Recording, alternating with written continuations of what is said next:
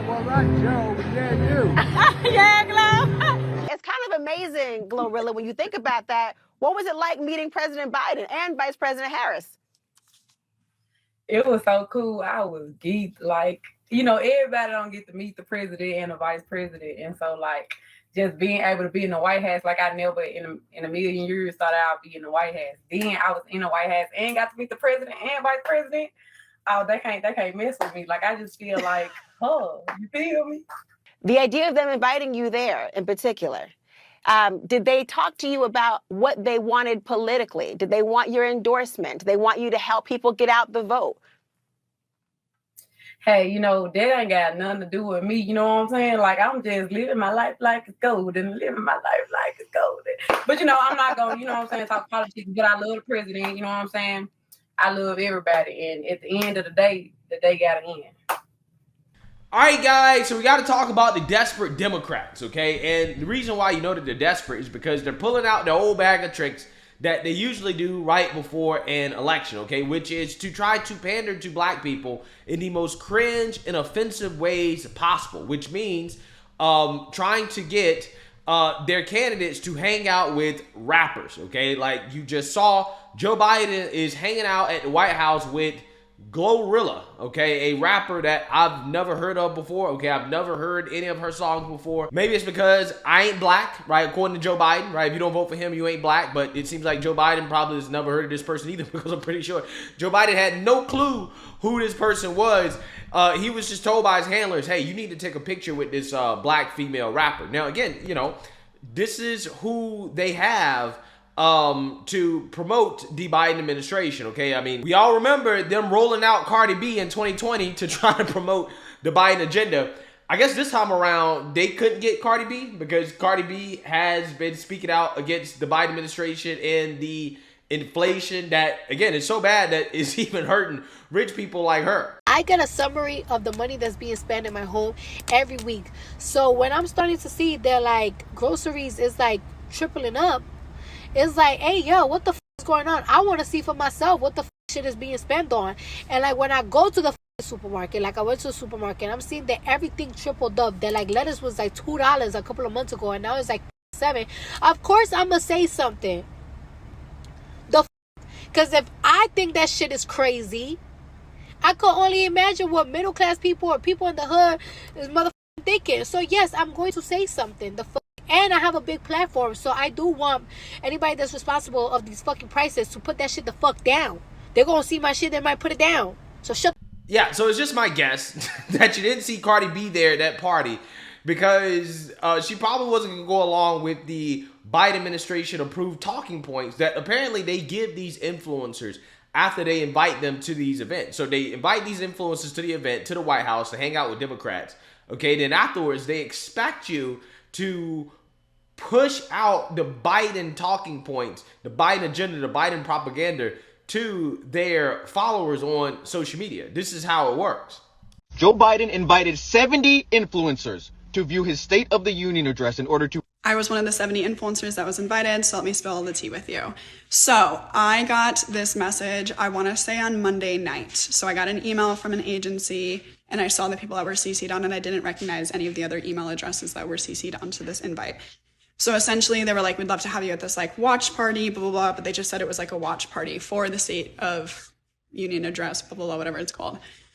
24 hours before the State of the Union address is when Biden, which is what this original creator was talking about, was when Biden was like, yo, if TikTok is going to get banned, I would totally sign on that.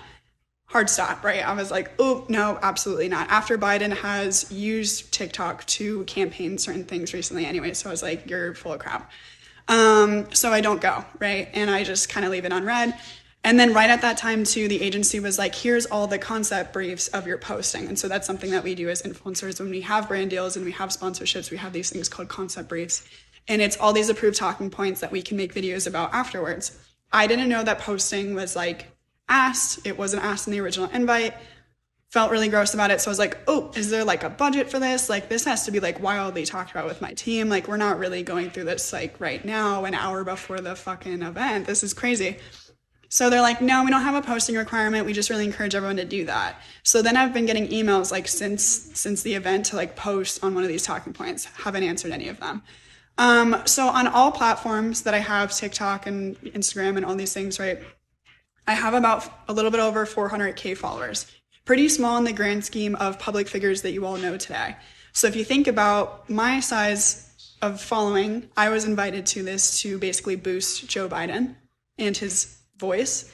Think about the people that you look up to that are high public figures that all of a sudden get into political activism. Think about if it's actually authentic or not, or if they're getting things out of it, they're being celebrated to do that, they're being paid to do that, right? Think about that. So sometimes when we go, oh, well, you have a platform, you should be using it. I don't really know if I care what Taylor Swift, Selena Gomez, etc. really cares about politically, and they're probably not doing it in an authentic way. Just food for thought. Yeah, so that is the strategy for the Biden administration, okay? They are inviting all of these influencers to come and hang out with Joe Biden and Kamala, which, I mean, by the way, that sounds to me like torture, right? Imagine hanging out with Joe Biden and Kamala and a bunch of Democrats for a day. That does not sound fun, right? It doesn't sound fun to me. But again, this is what they're doing. They're inviting these influencers to hang out with them. And then after that, they say, well, can you please push our propaganda to your followers, right? Please, please, please. Can you do that, right? That is desperation, okay? Again, this is why they're bringing in rappers, people who probably aren't as educated politically. But even then, they still can't get somebody like GloRilla, who, again, I guarantee if you asked her a basic question about anything political, she probably can't answer it. They still can't even get somebody like her to flat out endorse Biden and Kamala because at the end of the day, she knows how unpopular they are, right? A lot of people know that, hey, if I come out here and I start stumping for Biden and Kamala, yeah, that's going to hurt my credibility, right? There's nobody, like straight up, it's not possible. It is not possible to genuinely stand for Joe Biden and Kamala Harris. Like the people that are out here standing for Joe Biden and Kamala, they're being paid, right? There's absolutely zero doubt in my mind, okay? Because there are no hardcore supporters of Joe Biden, okay? Trump actually does have hardcore supporters. There are people that are voting for Trump because they actually legitimately like Trump and they believe in his agenda, right? They believe in America first. For Biden, it's not that, right? All of Biden's voters just hate Trump, right? They're voting against Trump when they vote for Biden. They're not voting for Biden. They're just voting against Trump, right? Which, I mean, hey, unfortunately, this country is a powerful thing. However, that is not going to be enough to get Joe Biden over the finish line in 2024, apparently, because CNN, stunned by their own poll, is showing that Trump is leading in electoral vote. So without further ado, I want to react to this video because, again, this is what we talk about when we say that the lawfare against Trump is backfiring, right? And the Biden administration knows that, and this is why they're getting extremely desperate. Out this morning with a fresh look at what voters are thinking and how they are feeling in two battleground states, Michigan and Pennsylvania. They were key to President Biden's win in 2020, and the new data shows his campaign may have work to do in order to win them this time around. CNN's Harry Enton is here with his look at the new polling. What do you see in these numbers, first and foremost? What do I see in these numbers? All right, first case, this Michigan numbers.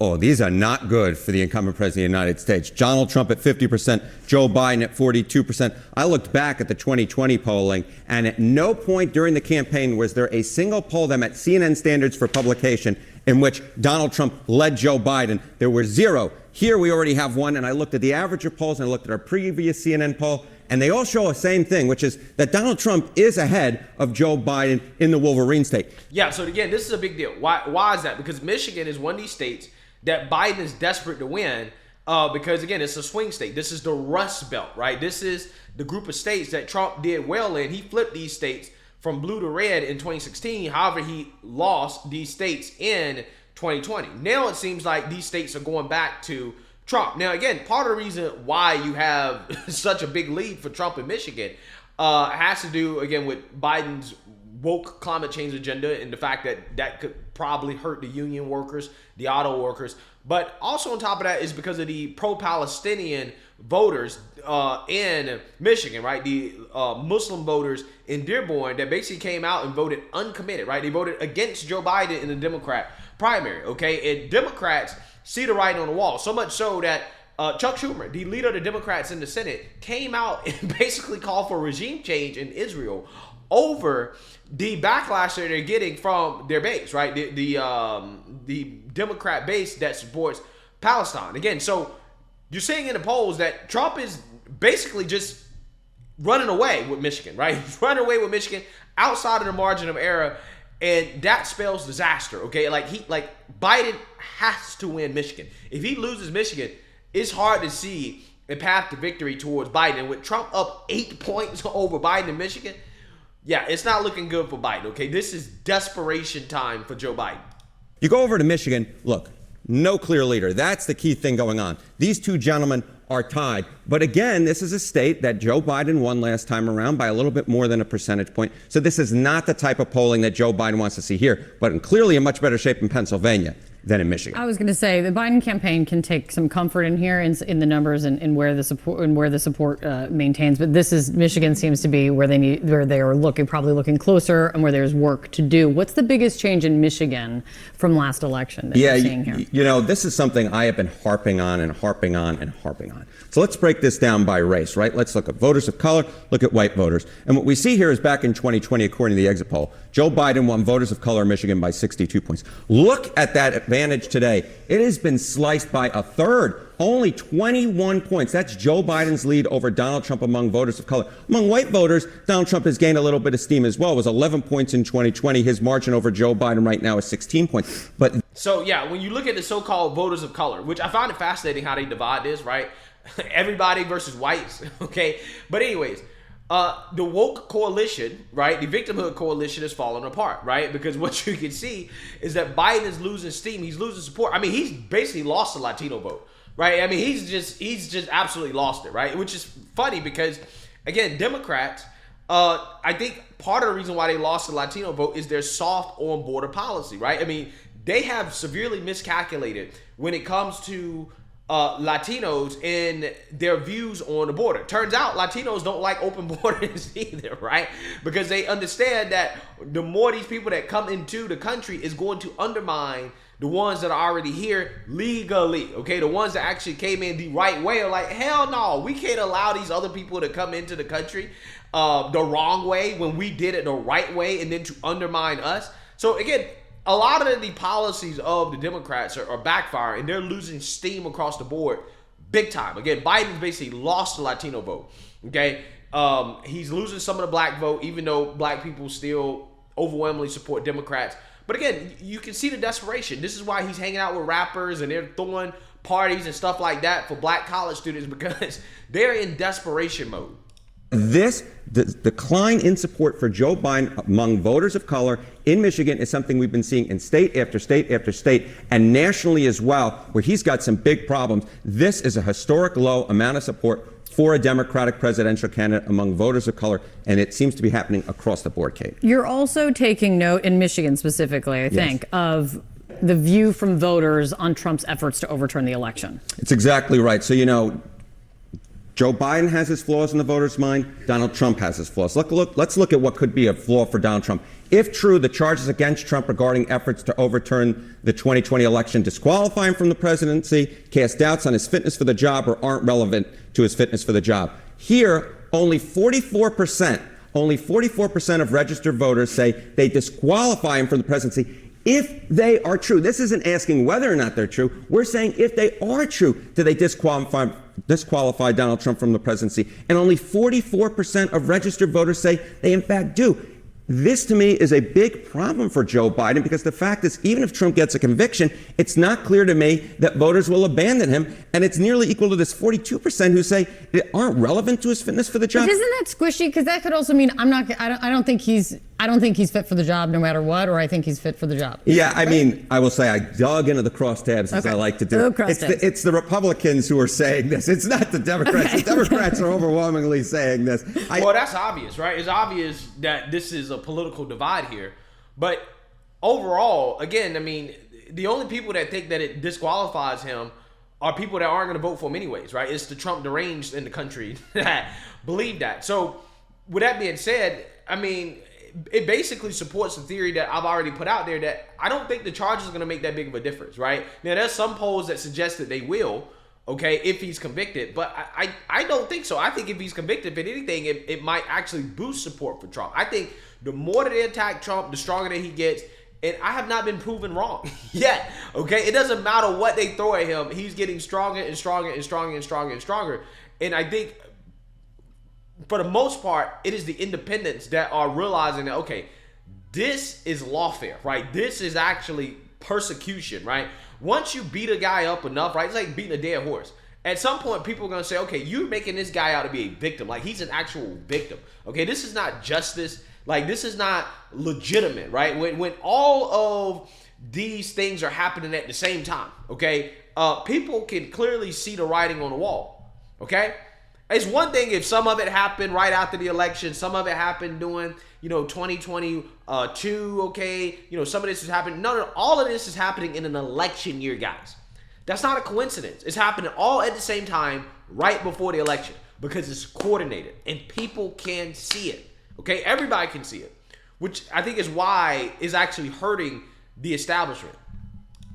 It's a clever question, but no, this does pretty much get at the idea that there are a lot of voters out there who are essentially saying, even if these charges are true, they don't disqualify him. Please note, Harry said that was a clever question. What about one of Biden's biggest perceived weaknesses that voters across the board are concerned about, which is his age? Yes, thinking about what you want of President Biden, sharpness and stamina are exactly what you want. This is where I think Joe Biden wants voters to be. It's only 7%. Close enough, 24%.